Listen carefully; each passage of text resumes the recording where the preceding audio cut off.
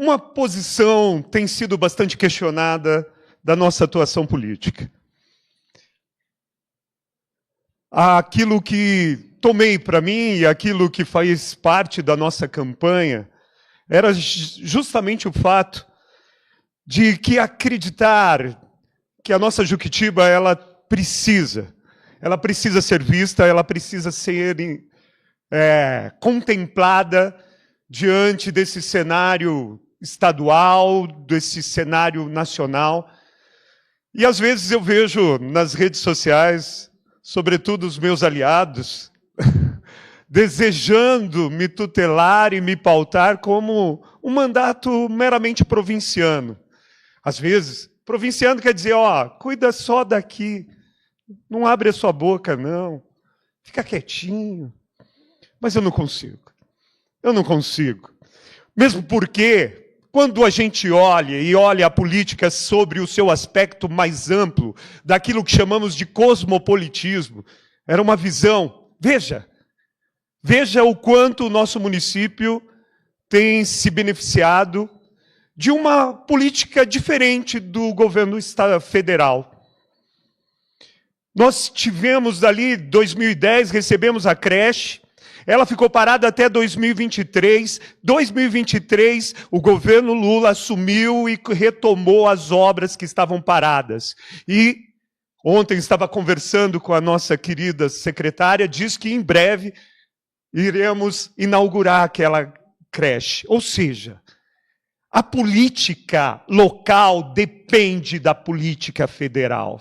Quando temos um governo que tem a opção de fazer investimentos mesmo, e nós, só neste ano, graças ao esforço aí do nosso executivo, né, já recebemos 2 SAMUs, que desde 2018 não estava sendo reposta, o PAC da saúde, recebemos uma creche, recebemos uma UBS, ou seja, olhar a política somente do ponto de vista local é a gente olhar de uma maneira míope.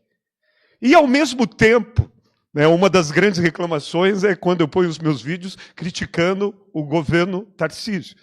Mas como não criticar?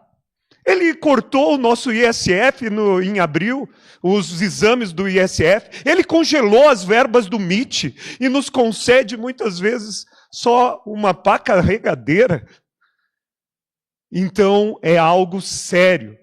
É algo que a gente precisa ver. Olha, há governos que investem mesmo no local, há governos que retêm, que privatizam, que conferem benesses aos seus amigos, e isso precisa ser dito porque, muitas vezes, estava conversando com o adjunto, o Estado não está repassando toda a totalidade dos remédios. E quem que fica a culpa? É o prefeito.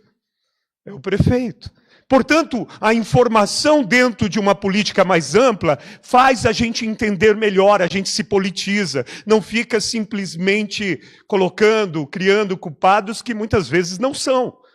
Por isso é importante, e por mais que os aliados possam ficar lamentando, me pegando no colo com suas montagens, eu adorei aquela montagem.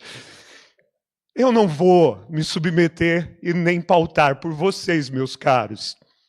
E aqui, reforço aquilo que falei na tribuna anterior, que, lamentavelmente, mais uma vez, o Congresso sacrifica municípios como o nosso. Falei da necessidade de termos mais projetos que chegam. Nossos recursos, só 20% é apropriado por recursos locais. 80% deles vem de fora. E o que o Congresso fez na última terça-feira, que eu já estava anunciando aqui, a MP que ia tributar os BBBs. Quem são os BBBs? Não são os pobres da nossa sociedade. É as betes, que está sangrando famílias desde o governo Temer, quando ele criou uma lei que agora o cassino está na mão das pessoas, gerando vício, dependência, adição, e essas betes, elas são tributadas em 12%. A MP do governo federal, justamente para não cortar na saúde, na educação, na ação social, na mobilidade, na infraestrutura, estava tentando fazer as bets pagar impostos. E olha só que não era algo elevado, era de 12% para 18%. 18%. Algo razoável. Mas o que aí, inclusive, com a mobilização do então governador. Sim, o governador ele faz lobby para bets. Foi lá, mobilizou. Não deixa aprovar essa MP. Não, vamos defender o tigrinho. Vamos defender as bets que estão sangrando a família brasileira. E lá os deputados, prontos a esse assédio, votaram contra a MP. A MP que estava garantindo 32 bilhões do nosso orçamento, 32 bilhões para não cortar da saúde, para que mais recursos cheguem aqui no nosso município. Mas os que eles disseram, bets, não pode. Bilionários que hoje, nossos impostos, boa parte deles, sabe quanto dos seus impostos vão para subsidiar juros da dívida pública? E não, assalariado não ganha em juros, porque ele gasta tudo o que tem para sobreviver. 1 trilhão de reais nós gastamos do nosso orçamento federal para subsidiar juros. Juros de think tanks, que são pequenos bancos que hoje, inclusive, estava aí diante do noticiário, que muitos deles estavam sendo instrumentalizados para a lavagem de dinheiro do PCC, do crime organizado. Também iam ser tributados. Não, fintechs também não. Não, a galera lá de cima não vem querer arrancar, mas tirar 1 trilhão, sabe quanto que a gente gasta do orçamento federal? 232 bilhões para a saúde. Sabe quanto que a gente paga de juros? 1 trilhão por ano. Meus impostos, seus impostos, servem para subsidiar aqueles que não querem pagar os impostos, mas colhem juros e mais juros astronômicos nas custas da classe média e do povo trabalhador. Portanto, é lamentável que o nosso Congresso Nacional, com o lobby do governador Tarcísio, tenha afundado uma MP que ia garantir mais recursos para municípios como o nosso. É lamentável que isso aconteça. É isso que nós temos que olhar, uma visão muito mais ampla da política. E aqui venho reforçar, ontem estava visitando, aqui já é uma coisa mais provinciana. Fiquei muito feliz de me deparar com a nossa secretária da Educação, e ela, no início do ano, falou, olha, estamos com um contrato herdado do governo anterior de plataformas, 74 mil reais de plataformas estávamos gastando por mês.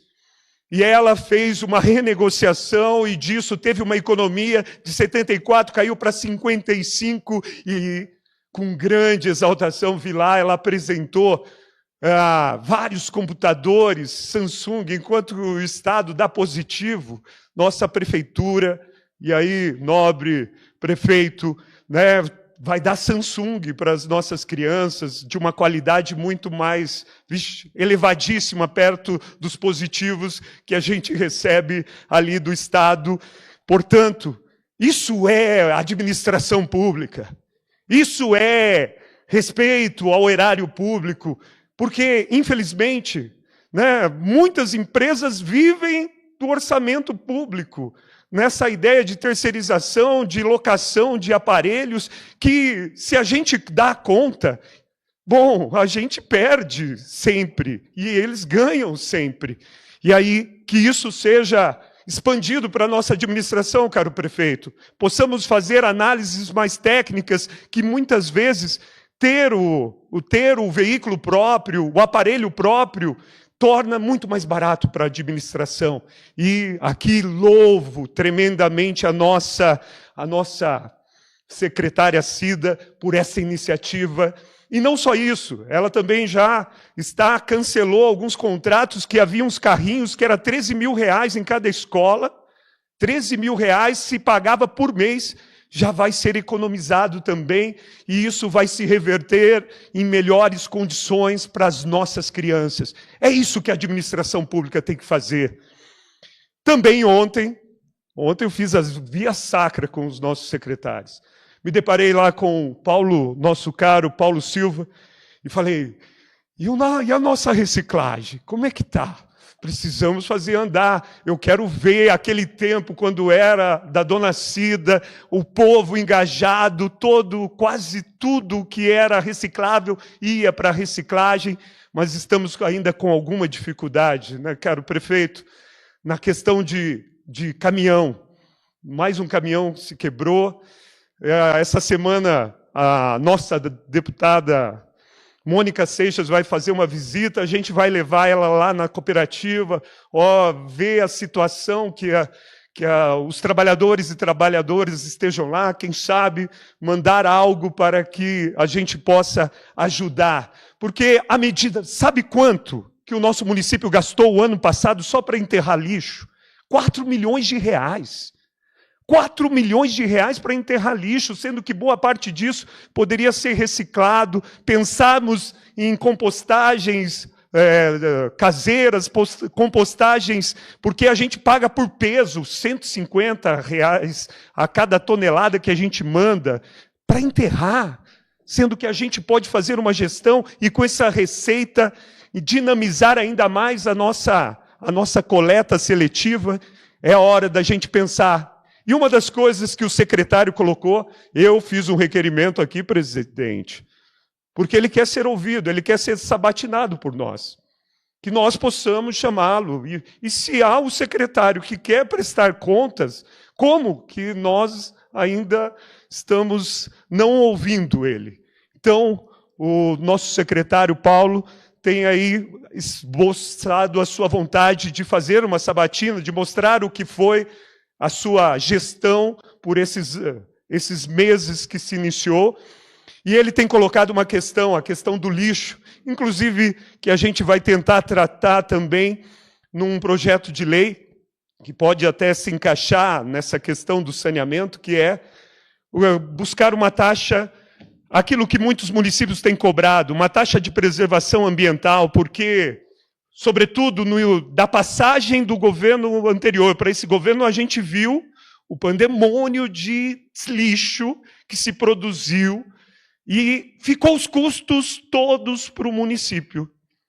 O pessoal vem, usufrui, produz toneladas e toneladas de lixo e deixam um ônus para o município, que vai ter que lidar com isso. Portanto, uma das grandes questões que o secretário colocou é essa necessidade de retificar essa questão da taxa de lixo, porque, segundo os dados que ele nos apresenta, a cada 4, só um paga.